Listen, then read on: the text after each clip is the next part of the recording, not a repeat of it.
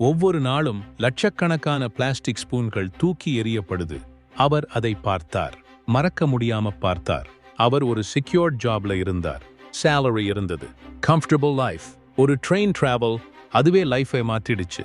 ஒரு பெண் உருகிய பிளாஸ்டிக் ஸ்பூன் வச்சு சாப்பிட முடியாம கையில தான் சாப்பிடுறதை பார்த்தார். அந்த விஷுவல் அவரை விட்டு போகவில்லை. அவர் ஜாப் விட்டார், வீடு விற்றார், முழு சேமிப்பையும் போட்டார். ஒரு ஐடியாக்காக. ஒரு சாப்பிடக்கூடிய ஸ்பூன். கோதுமை மில்லட்லிருந்து செய்யப்பட்ட ஸ்பூன். பிளாஸ்டிக் இல்ல, சர்க்கரை இல்ல, ஈகோ ஃப்ரெண்ட்லி. முதல் நாள் யாரும் நம்பல. இது என்னடா சிரிப்புன்னு சொன்னாங்க. ஆனா அவர் நின்றார். பேக்கீஸ் எடிபிள் ஸ்பூன் இப்போ 10 நாடுகளுக்கு எக்ஸ்போர்ட் ஆகுது. ஒரு ஸ்பூன் ஒரு பயணமாகி பசிக்கு பதிலா பசுமையை பரப்புது.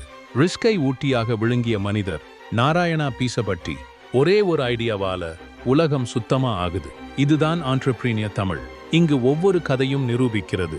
எங்கு தொடங்குகிறீர்கள் என்பது முக்கியமல்ல, எவ்வளவு தூரம் செல்ல தயாராக இருக்கிறீர்கள் என்பதுதான் முக்கியம். இன்னும் பல உண்மை வெற்றி கதைகள் காத்திருக்கின்றன. ஒரு நாள் இது போன்ற கதையின் முடிவில் உங்கள் பெயர் இருக்கும். சப்ஸ்கிரைப் செய்யுங்கள். இது முதல் அத்தியாயம்தான். அடுத்த வீடியோவில் சந்திப்போம்.